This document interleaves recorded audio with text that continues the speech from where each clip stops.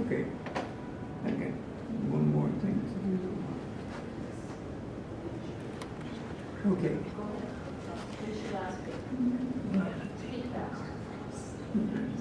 So anyway, there's two guys. I'll speak a little bit about guys. But that's Portiva. In there, you know, I have to say they did make an attempt. Apparently, it was unsuccessful, and they lost 5 of their guys. But you know, 2 years, I don't get it. Here's something important. I'll just hit the highlights on these other cases. Sansai up in the mountains. I told you about the looking for the bearded man and his son. In the process of doing that, I ran into the general who was in charge of the entire area around Sansai, up to the Vietnam border. And I didn't have a place to stay that night. I had gone in with the guy from, I hired a car, and I went up to there. This other guy said, "Can I go with you?" I said, "Yeah, why not?" He was a loud policeman, proved to be very helpful. Later on, another guy was there. He was a loud soldier. "Can he go too?" "Yeah, sure. If there's room, I got a good seat. I'm comfortable. You guys come on if you want to."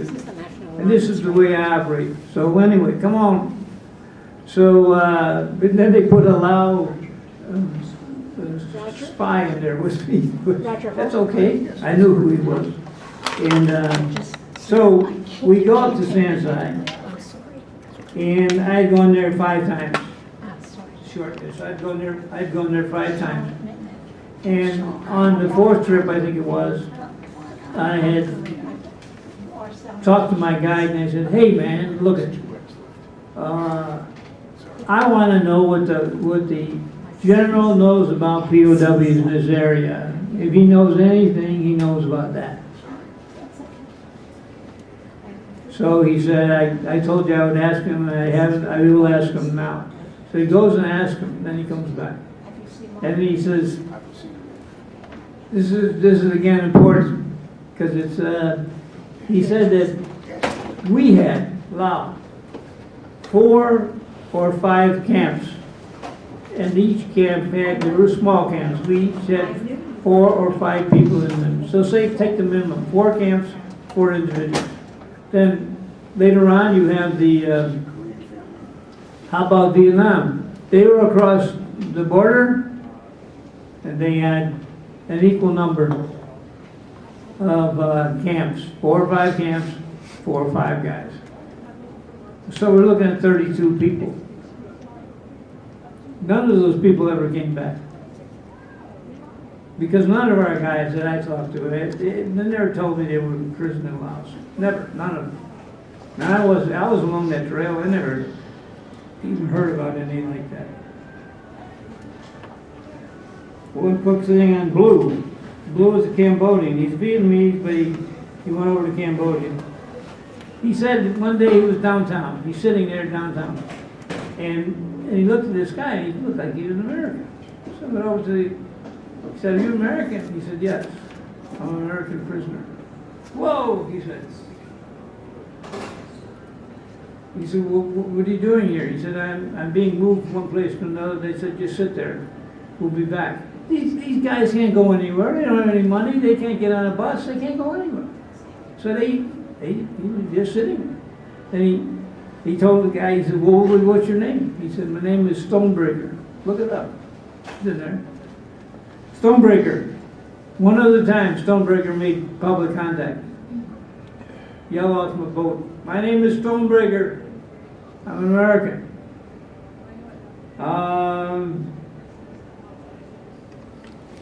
He wanted Marlboro cigarettes.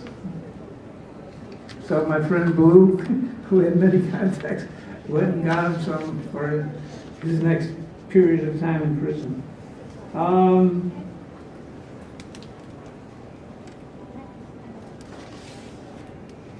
All right, I'll have to cut off Fan Tong, but if you are interested, Fan T Phung, Phung, look her up on the internet. I talked to her in Thailand. The Vietnamese said, if you don't give her back, because she's a spy, we're going to come and get her, which they did. But before they did, my friend Mark Smith said, talk to her. And I said, well, I will, or, when? So he made arrangements to talk to her. I talked to her, and she said, here's a list of 9 prisoners. Names, 9 guys.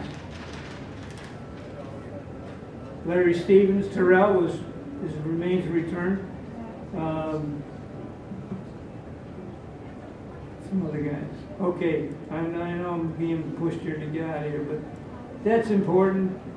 I'm expecting a tough old broad to come and talk to me, and she's telling me, this guy was very sick, he probably died. This guy was, he was all right. These guys may have made it. So of the 9, I suspect there may be 3 that could have survived. Later on, when I was in Vietnam, I was going up the road, and I got there, and I said, hey,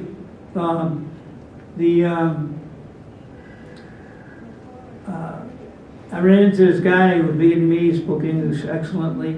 We went to this town, and I said to him, I've been telling you about the POWs, that's what I work on.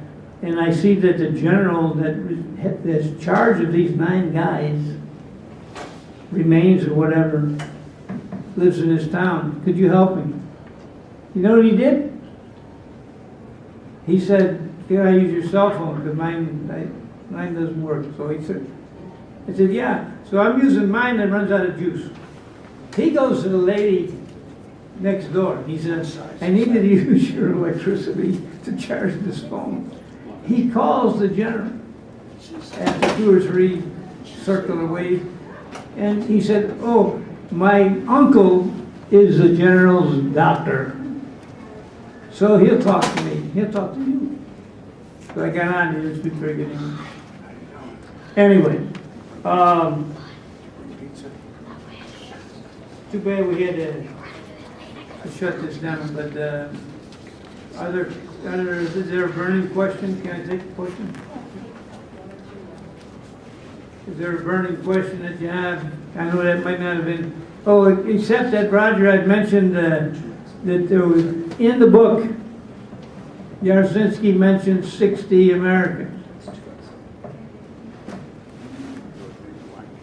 And prisoners, so, okay.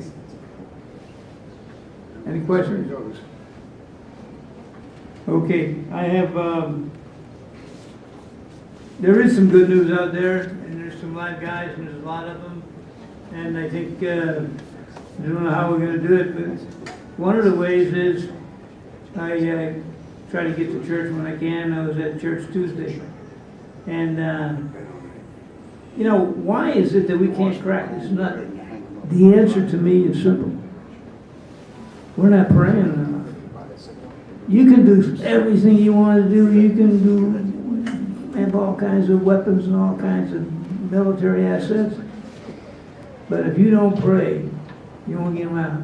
So I'll tell you the story as I end. It's about Paul and Silas. Tuesday was about the epistle. Paul and Silas are in prison. They're sitting there and they're singing songs that they had been severely beaten during the day. They said at night there was an earthquake. And they were told to secure these guys with your lives. So the guys are not only Silas and Paul, St. Paul and Silas, but the other guys in the prison. The earthquake comes, all the chains are broken loose. The guard comes and he sees what's happening and he takes his sword. He's going to kill himself because he knows if I lose these guys, I'm dead. So, what did he do? He said, no, don't kill yourself. We're all still here. We're not going anywhere. He converted the guard, his whole family. I tell you that story because when I was in prison, I talked to the guard. And I said to the guard, here's what you need to know, that you do not control whether I stay here or whether I go home. He said, are you crazy? I said, no, I'm not crazy. I said, when the Lord comes and says, Larry Stark, your time is up. Come on home. I don't care if I'm there 3 years, I was there 5, or 4, or 2 months. When the Lord says it's time to go, it's time to go. And so I told that to the guard. He couldn't hardly believe it. And I said, so anyway, I told him Paul and Silas. And he said, hey, nobody did that. Nobody foreign force. God did that. And if he wanted to, he could do the same thing for me tomorrow. And I would go home. And he said, where would he get the keys? Anyway, thank you very much for your attention. I'm sorry I was late. I'm sorry I even held you over. But I did some interesting information there. Bottom line, there were plenty of guys kept behind, especially Laos. Plenty. And some of them are still there alive. And I think we're going to see some before too long.